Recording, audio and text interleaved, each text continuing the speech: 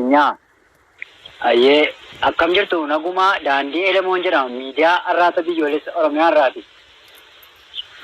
Ittaana Komandara Tolosaffaan jedhama. Nagaa. Aye ittaana Komandara mee yeroo ammaa kana waraana bilisummaa Oromoo biratti booji'amtanii isin arge. Isin gaafatamni waraana keessa turtan keessatti gaafatama akkamii addatti qabdu? Ammoo miseensa garee kamii turtan? Miseensa waraanaa garee kamii turtan jechuu kiyya. Miseensa garee waraanaa poolisii idilee akka lixa shawaatti walitti dabalamnee warra federaal poolisii waliin wal qabatee inni addaallee jiru. Milishaan hawaasa keessa filatamanillee jiru walitti dabalamuudhaan waraana bilisummaa Oromoo kana loluudhaaf qophoofnee dhufne. Yeroo dhumuttillee bifa ittiin dhaga'amaa jira. Si dhaga'an jiraatti fufi. Loluudhaaf yeroo dhumutti akkaataa yaadne nu milkaa'uu didee yeroo ammaa kanallee booji'amnee harka obbo waraana bilisummaa Oromoo kan jirru ta'uu isaati akka yaadne akka karoorfannetti milkaa'uu hin dandeenye. Ayyee isin miseensa poolisii idilee Oromiyaati. Poolisiin idilee Oromiyaa ammoo nageenya naannoo kabachiisuu waan naannoo sana irratti qofa xiyyeeffata akka poolisiittu inuma quba qabdu. Seera kamiitu isin aangoo kana isinii laannaani gara waraana hidhatee jirutti akka raayyaa ittisa biyyaatti baatanii loltan wanti isin taasise seerri isin dirqisiise maali? Ayyee nagaama asirratti dirqamneeti malee jaalannee miti. Poolisiin hawaasa ijaaruu hawaasa naannoo isaa kunuunsuu tiksuu eegumsa naannoo gochuudha malee obbo barbaacha caakkaa keessa deemuun qabu. Haa ta'uti qaamni olaanaa isteettiidhaan sadarkaa walii gatee jiru qaamni nu hoogganu dirqama gadi nutti buusee dirqamaan halkaniin nu baasee juntaa fi shanee barbaanna sakattaana opereeshinii baasu jechuudhaan nu dirqamsiisee fedhii keenya malee waraana sanatti dhaqnee gaafa lollichillee wal madaaluu didee akka jedhame osoo hin taane waraanni bilisummaa Oromoo nu booji'ee harka isaanii kan jirruuf yeroo ammaa kanatti kunuunsaa fi eegumsa adda addaa kan nu godhaa jiran simatanii haala gaariidhaan kan nu kunuunsaa jiran ta'uusaa fi ayyeen dhagaama jira. Eeyyee sin dhagaa. Kan nu kunuunsaa jiran ta'uusaati. Haa ta'uuti ani poolisii idilee ta'ee iddoo adda addaatti yeroo deemee godinaalee Oromiyaa keessatti bakki lubbaa boroo jedheeraa godina lixa shawaa keessaa gara aanaa Siikambaa Noonnoo bakka jedhamu hojjedheeraa godina lixa shawaa keessaa aanaa miidhaganii magaalaa Baallambii bakka jedhamu hojjedheera. Godinaalee addaa Oromiyaa jiran keessaa Sabbataa naannoo Furii Jamoo fi Walattee bakka jedhamu naannoo sanillee kanan hojjedhe ta'uudha. Yeroo ammaa kanatti immoo godina lixa shawaatti deebi'ee aanaa Hamboo keessatti dirqamaan itti yaadee gedam bu'aa waraana kana dhaqee lola jedhee yaadee hospitaali kan deemnee dhannee harka waraana bilisummaa Oromoo kan jiruu fi oboon illee booji'amnee kunuunsaa fi eegumsa gaarii nu godhee nyaatas waan isaan nyaannu nu laatanii waa dhugan wajjin dhugaa kan jiruu fi yeroo ammaa kanatti isaan biratti kan argamu ta'udha. Ayyee egaa waan jiru dubbachaa jirta.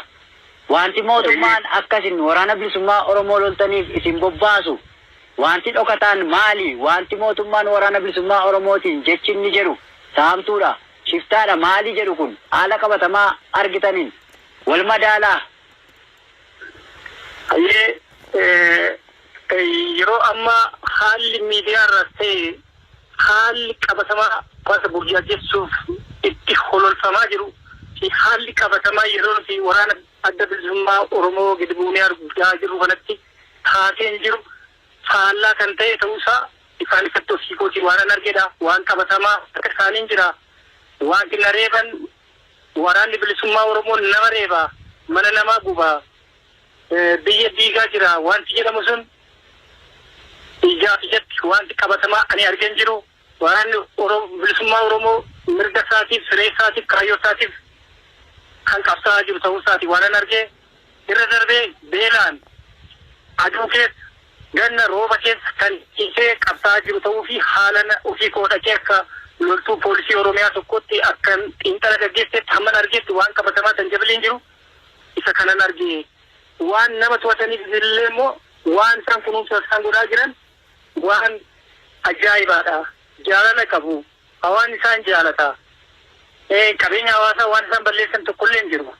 Kunuunsa isaan namaa godhan shakkamaa tokkollee ittiin qoratan itti isaa kan eeggate. Islaamiin qaama sirna of danda'ee fi kaayyoo galma qabu ta'uusaa wanti bal'inaan jira. Baay'ee na ajaa'iba. Anaaf illee kunuunsaa fi firiideemee kan argatuuf na gorsuu, na jajjabeessuu, miidhaan narra ture kanaan durallee waan adda addaa odoon bal'inaan ibsee fi gaarii ture. Ammas isaan bira jira, kunuunsa isaanii keessa jira waan ta'eef haalli akkas akkasii kun kan mudataa turee fi haal duree wanti isaanirraa dubbisaa ture bifa kana fakkaataa itti fufuu dandeessu. Ayyee mee waamicha akkamii gootaa fi ilmaan Oromoo yeroo ammaa meeshaa diinaa baatanii sanyii isaanii ajjeesaa jiran kanaaf warra achitti hafeen maal jettaa? Dhaamsa maalii qabda? Ayyee maal ta'e yeroo ammaa biyyattiin garatti deemtu hin beekama. Anillee dura natti fakkaateetti garaadhaan gabroomeen sababa miindaa qofa qabuun mana kiraayii keessa doon jiru garboomeen jiraachaa ture. Dhufee maatunarra garboomeen jira sammuu of gurgureen jiraachaa ture jara bira. Warreen fakkaatonni koo fi warreen jaalleen koo immoo warri hiriyoonni kiyya akka jiranitti biyya alaas ta'e biyya keessas waraana keessas ta'e makalaa raayyaa biyya keessas ta'e poolisii Oromiyaa keessas ta'e biyya ala biyya keessa mana barumsaa kolleejjii keessa yuunivarsiitii keessa illee jiraatan ani waamichan isaanii godhu yoo jiraate kaayyoo waraanni bilisummaa Oromoo qabu kana kaleessarraa kaasee lafee fi dhiigni itti dhangala'aa dhufe kan kunuunsuuf bakka qabanii fi bakka jiranii dammaqanii qophaa'ummaa isaanii cimsanii akka of yaaddatan anaa illee bakka irratti galgalaa jettan harka isaanii dhaqe. Kanaaf waan dagatame jira namni keenya immoo Oromoon of dagatee jira ammallee baay'een isaa haa dammaqu ammayyuu namoonni dhukatanii hin dammaqne jiru waan ta'eef waamicha ariifachiisaa waamicha of duubatti hin deebine adaraa of yaaddadhaa jedheen dhaamsa kana dabarsaa. Ayyee galatoomi egaa mee hiriyaa wajjin haala kana keessatti booji'amtan kan biraanis akka jiru hubanneerra isatti nuu kenne. Ayyee isaanillee na bira jiru waan ta'eef yaada jiru haala jiru bal'inaan ni ibsuu danda'u. Ani ammuma dubbadhee fi haalan arge dubbisee fi xiinxalee kanan duraan beekurra daa'imaa. Ayyee ammas dhaggeeffattoota keenyaa booji'amtoota waraana sirnatii fi kan biraa qabannee isiniif dhiyaanneerra. Mee gaafatama keef maqaa kee nuuf ibsi dhaggeeffattoota keenyaaf. Ayyee itti gaafatamni kiyya Saajiniidha ajaja abbaa shantamaati. Haa ta'u kana keessatti akkuma beekamu yeroo ammaa kana dhimma sagalee kee ol kaasi sagaleen kee akka dhaga'amutti mee. Dhimma sakata'iinsa abaa adda bilisummaa Oromootii fi bulchiinsa barbaanna kan jedhamutti